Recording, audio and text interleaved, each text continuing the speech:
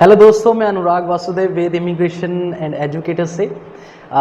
ये video specially उन बच्चों के लिए जो अभी अभी ग्रेड 12 करके निकले हैं। अभी उन्होंने एग्ज़ाम दिए हैं, ग्रेड 10 किया है, उन्होंने ग्रेड 11 किया है और वो ढूंढ रहे हैं कोई अच्छा इंस्टीट्यूट जहाँ पर वो स्पोकन इंग्लिश कर सकें, जहाँ पर वो आइल्स कर सकें और जहाँ पर वो कम्युनिकेशन स्किल्स जो अपने अच्छे कर सकें। इस तरह का इंस्टीट्यूट वो ढूंढ रहे हैं। उनके पेरेंट्स इस तरह का इंस्टीट्यूट या कोई ट्यूटर ढूंढ रहे हैं। सो ये वीडियो उनके लिए है।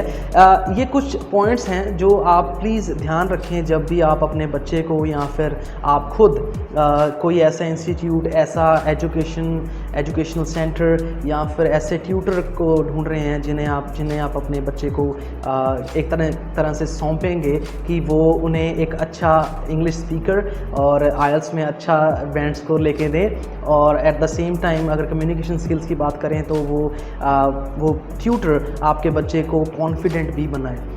फिर हाँ आगे बोल। नहीं बता भाई मेरा भाई बता। और अगर आप डायरेक्टली ढूंढ रहे हैं, आप स्टूडेंट हैं, सो अगर आप ये वीडियो देख रहे हैं तो आपके लिए ये वीडियो बहुत इन्फॉर्मेटिव होगी। So let's start with the number 1 point. So सबसे पहला पॉइंट, अगर कभी भी आप कोई भी इंस्टीट्यूट ढूंढते हैं, कोई भी एजुकेशनल इंस्टीट्यूट या ट्यूटर ढूंढते हैं, so what is the first thing जो आप उसमें या इंस्टीट्यूट में या ट्यूटर में देखना पसंद करेंगे? I don't know, man. The one thing is that is कि क्या वो ट्यूटर और या फिर वो इंस्टीट्यूट वो एलिजिबल है, वो इतने काबिल है कि आपके बच्चे को एक कॉन्फिडेंस प्रोवाइड कर सके, अच्छे बैंड स्कोर लेके दे सके, या फिर they are just getting cash out of your pockets.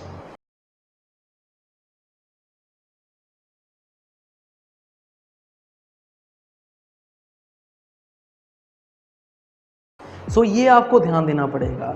और ये आपको कहाँ से पता लगेगा? आपको पर्सनली वहाँ पे जाना है, उनसे मिलना है, उनके ट्यूटर्स से बात करनी है। बिकॉज़ आज का टाइम ऐसा टाइम है कि आप जस्ट किसी के नाम पर जाके आप उनको एडमिशन्स नहीं करवा सकते। आपको देखना पड़ता है कि whether you are getting value for your money और not, right? So whether that institution और the tutor is eligible to give lessons और गाइडेंस टू योर चाइल्ड और as a student yourself, right? So आपको वो अच्छा guidance, अच्छा मार्गदर्शन वो दे सकते हैं या नहीं दे सकते, ये आपको देखना होगा। क्या बात है सर, क्या बात है सर, क्या बात, ये बात है।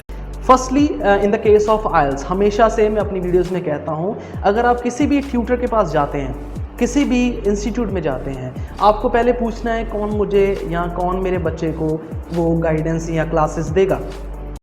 ये बड़ी अच्छी बात कही आप।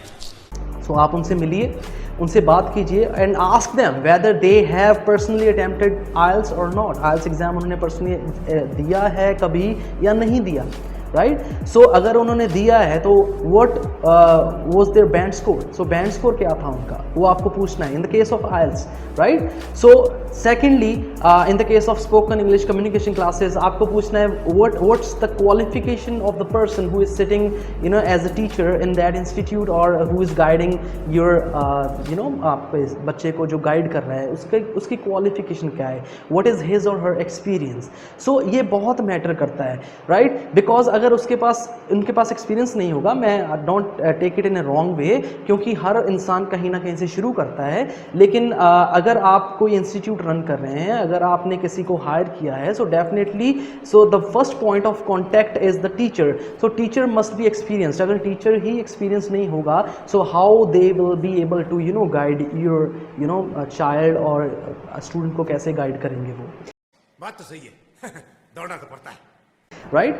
So first of all, what's the experience? Secondly, if going for IELTS, so what's the band score of that teacher, and क्या बैंड स्कोर है, वो कैसे, उनका क्या टेक्निक्स है, कैसे पढ़ाते हैं।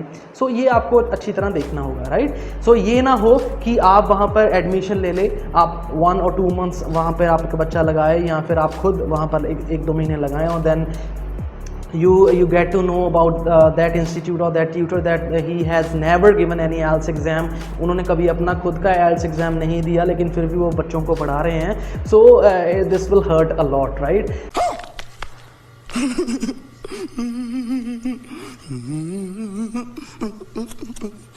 So इसीलिए प्लीज़ इसे ध्यान में रखें कि पहली चीज़, whether that institute or that tutor और वो टीचर जो पढ़ा रहे हैं वो क्वालिफाइड हैं या नहीं है. This is the one very important thing to consider जब भी आप एडमिशन के लिए जाते हैं कहीं पर. Okay, coming on to the second point, that is facilities.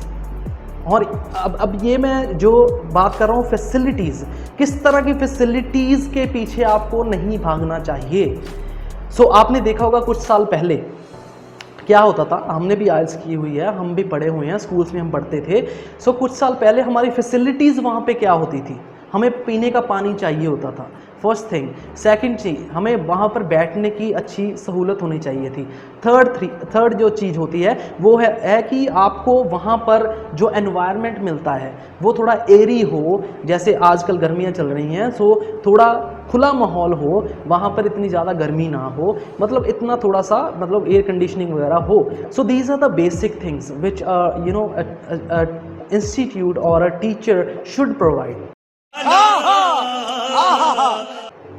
लेकिन होता क्या है, इससे उल्टा क्या हो रहा है आजकल ये देखा जा रहा है कि बच्चे जो हैं वो ज़्यादातर दिखावे में ज़्यादा जा रहे हैं. वो पढ़ना तो चाहते हैं लेकिन अलॉन्ग विद दैट वो दिखावे की तरफ ज़्यादा जा रहे हैं. They are attracted towards colourful brandings, they are attracted toward colourful classrooms, they are attracted from towards the glassy looks of high end institutions, right. So वो ऐसे अट्रैक्ट हो जाते हैं कि उन्हें लगता है कि अगर ये हमें बेटर इंफ्रास्ट्रक्चर प्रोवाइड कर रहा है, हमारे सामने ग्लास पैनल लगा हुआ है, हमारे जो चेयर्स हैं वो प्लास्टिक की ना होकर पता नहीं किस चीज़ की बन जाएंगी, एंड आपको जो टेबल्स एंड चेयर्स मिल रहे हैं उसके इर्द गिर्द आपको कनाडा, यूके, ऑस्ट्रेलिया के झंडे लगे हुए दिख रहे हैं, तो वहाँ पर बच्चे ज़्यादा जाना पसंद करते हैं आज के टाइम में. इस सज्जन को क्या तकलीफ है भाई, क्या तकलीफ है इनको? लेकिन होना क्या चाहिए, आपको यही देखना है कि whether you are looking for quality of education और नॉट.